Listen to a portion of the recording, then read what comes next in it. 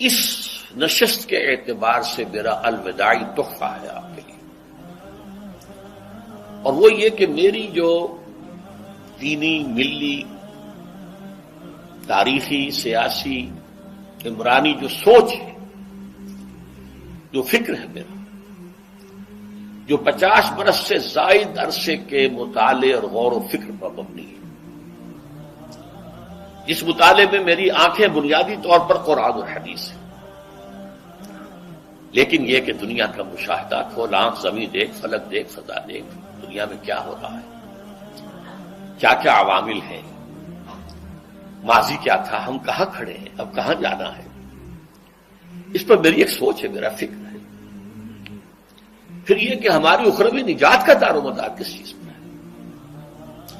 تاریخ کے بہاؤ کو نہ میں روک سکتا ہوں، نہ آپ روک سکتے ہیں، وہ تو ڈانگ بہتا رہے گا، اور اس کو فیصلہ کرنے والا صرف اللہ ہے۔ کسی فرد بشر کے اختیار میں نہیں ہے کہ وہ تاریخ کے بہاؤ کو موڑ دے۔ ہاں، محمد رسول اللہ نے موڑا تھا صلی اللہ علیہ وسلم، لیکن یہ ہے کہ ہم اس تاریخ کے بہاؤ میں تنکوں کی طرح بہتے چلے جائیں، یا یہ کہ ہمیں کچھ کرنا ہے۔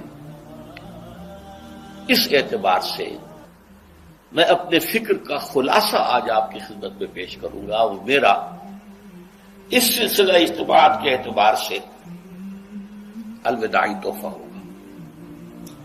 اب میں آغاز کر رہا ہوں۔ پہلی بات، اس سبب میں 3 باتیں مجھے کہنی ہیں۔ سب سے پہلی بات یہ کہ زندگی کی سب سے بڑی حقیقت موت ہے۔ ہم بھلائے رکھتے ہیں، اپنے ذہن سے اسے دور رکھتے ہیں، لیکن واقعہ یہ ہے کہ زندگی کی سب سے بڑی حقیقت موت ہے۔ خدا کے منکر پیدا ہوئے ہیں، لیکن موت کا انکار کرنے والا تو کوئی پیدا نہیں ہوا۔ اس لیے میں نے آیت آپ کو سنائی، کل نفس ذائقۃ الموت، ہر سی نفس کو موت کا مزہ چکھنا ہے، ہر جاندار کو موت کا مزہ چکھنا ہے۔ ثم الینا ترجعون، پھر ہماری طرف لوٹا دیے جاؤ۔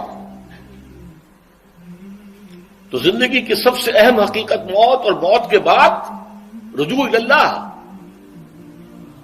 آخرت، یہ سب سے بڑی حقیقت ہے۔ ایک حقیقت سب مانتے ہیں، سب جانتے ہیں، دوسری حقیقت کے اوپر پردہ پڑا ہوا۔ میں نے اس اعتبار سے نوٹ کیا، یہ الفاظ قرآن میں 3 مرتبہ ہے، کل نفس ذائقۃ الموت، ہر جاندار کو موت کا مزہ چکھنا ہے۔ انبیاء اس سے مستثنا نہیں رہے، رسول اس سے مستثنا نہیں رہے، اولیاء اللہ مستثنا نہیں رہے۔ وقتی طور پر استثناء حضرت عیسیٰ کا ہے کہ ابھی وہ زندہ ہے، لیکن عیسیٰ یاتی علیہ الموت، حضور نے فرمایا عیسیٰ پر بھی موت آئے گی، جب دوبارہ آئیں گے، زمین پر اتریں گے، پھر اس کے بعد اوپر موت وارد ہوگی، ان کی نماز جنازہ پڑھی جائے گی، انہیں دفن کیا جائے گا حضور کے پہلو میں، شادی بھی کریں گے، اولاد بھی ہوگی۔ باقی تو یہ ہے کہ کل نفس ذائقۃ الموت، سب کو موت کا مزہ چکھنا ہے۔ عیسیٰ بھی بالآخر اس سے مستثنا نہیں رہیں گے، بلکہ قرآن میں ایک جگہ کہا گیا ہے افإن مت فهم الخالدون، کیا ہے نبی، اگر آپ کا انتقال ہو گیا تو یہ کیا ہمیشہ رہیں گے؟ کون ہے دنیا میں جو ہمیشہ رہے؟ انتقال تو ہونا، آپ کا بھی ہونا ہے۔ انک میت وانہم لمیتون، یہ تو مختصر ترین الفاظ تھے۔ اس سے آگے بڑھیے، سورہ انبیاء میں فرمایا کل نفس ذائقۃ الموت وَنَبْلُوكُمْ بِالشَّرِّ وَالْخَيْرِ فِتْنَةً وَإِلَيْنَا تُرْجَعُونَ، ہر جاندار کو موت کا مزہ چکھنا ہے، اور اس سے پہلے پہلے ہم تمہیں آزماتے رہیں گے، خیر کے ذریعے بھی، بھلائی دے کر، صحت دے کر، دولت دے کر، اولاد دے کر، شہرت دے کر، اور برائی کے ذریعے سے بھی، تنگ دستی دے کر، بے عزتی دے کر، اہانت دے کر، ذلت دے کر، وَإِلَيْنَا لَتُرْجَعُونَ، اور پھر ہماری طرف لوٹائے جاؤ گے۔ یہ وہ دوسری حقیقت جو میں نے کہا کہ جس پر پردہ پڑا ہوا ہے، بہت بڑا پردہ ہے۔ لوگ یہی سمجھتے ہیں کہ یہی دنیا کی زندگی ہے۔ قرآن کہتا ہے إِنَّ الدَّارَ الْآخِرَةَ لَهِيَ الْحَيَوَانُ لَوْ كَانُوا يَعْلَمُونَ، یہ تو آخرت والی زندگی ہے جو اصل زندگی ہے، کاش کہ انہیں معلوم ہوتا۔ اس سے بھی زیادہ تفصیل سے یہ آل عمران میں آئی ہے آیت، کل نفس ذائقۃ الموت وانما توفون اجورکم یوم القیامہ، ہر جاندار کو موت کا مزہ چکھنا ہے اور پھر تمہیں پورا پورا تمہارا اجر اور بدلہ دے دیا جائے گا قیامت کے دن۔ فمن زحزح عن النار وادخل الجنۃ فقد فاز، جو کوئی آگ سے بچا لیا گیا اور جنت میں داخل کر دیا گیا وہ تو کامیاب ہو گیا۔ اللہم ربنا اجعلنا منہم، اللہم ربنا اجعلنا منہم، اللہم ربنا اجعلنا منہم۔ وما الحیات الدنیا الا متاع الغرور، اور دنیا کی زندگی تو سوائے دھوکے کے سامان کے اور کچھ نہیں۔ دھوکہ کس معنی میں؟ یہ تمہیں اصل زندگی سے غافل کر دیتی ہے۔ تم کہیں سفر پر جا رہے تھے، تمہارا کہیں گھر تھا، تمہیں واپس آنا تھا، تم راستے ہی میں کسی دلچسپی میں ایسے مگن ہوئے کہ گھر بار سب بھول گئے۔ یہ تو تمہارا عارضی سا سفر تھا، تم نے اسی کو اپنی منزل بنا لیا، اپنا ٹھکانہ بنا لیا، تو دھوکہ دیا اس نے تمہیں۔ ویسے دنیا کی زندگی دھوکہ نہیں ہے، بڑی حقیقت ہے، اس لیے کہ حضور نے فرمایا انما الدنیا مزرعۃ الآخرہ، یہ دنیا آخرت کی کھیتی ہے، یہاں بو گے تو وہاں کاٹو گے، یہاں کچھ کمائی کرو گے تو وہاں اس کا بدلہ ملے گا۔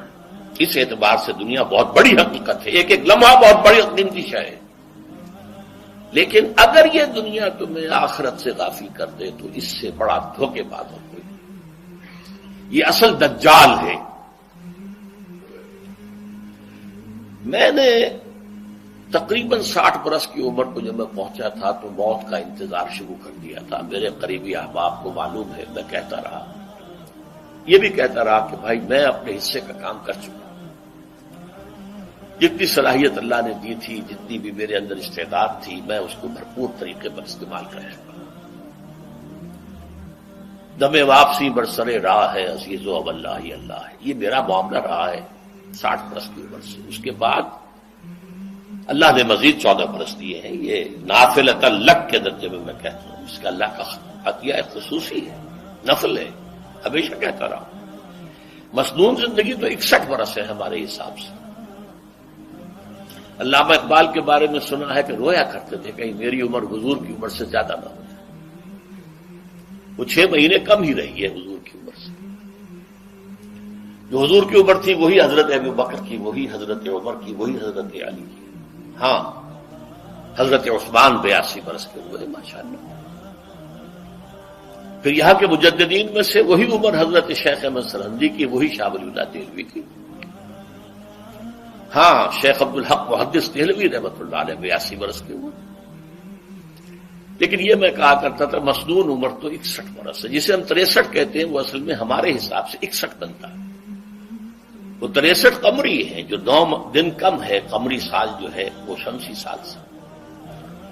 بہرحال میں اس وقت سے منتظر تھا، لیکن جو بھی وقت اللہ نے دیا ہے اللہ کا شکر ہے، وہ مفید کاموں میں لگا ہے۔ ان میں خاص طور پر میں سمجھتا ہوں کہ اللہ کا مجھ پر سب سے بڑا احسان، اور مجھے پر نہیں، بہت بڑے پیمانے پر لوگوں پر جو احسان ہوا ہے، وہ میرا 1998 کا دورہ ترجمہ قرآن ہے جو کراچی میں ہوا تھا۔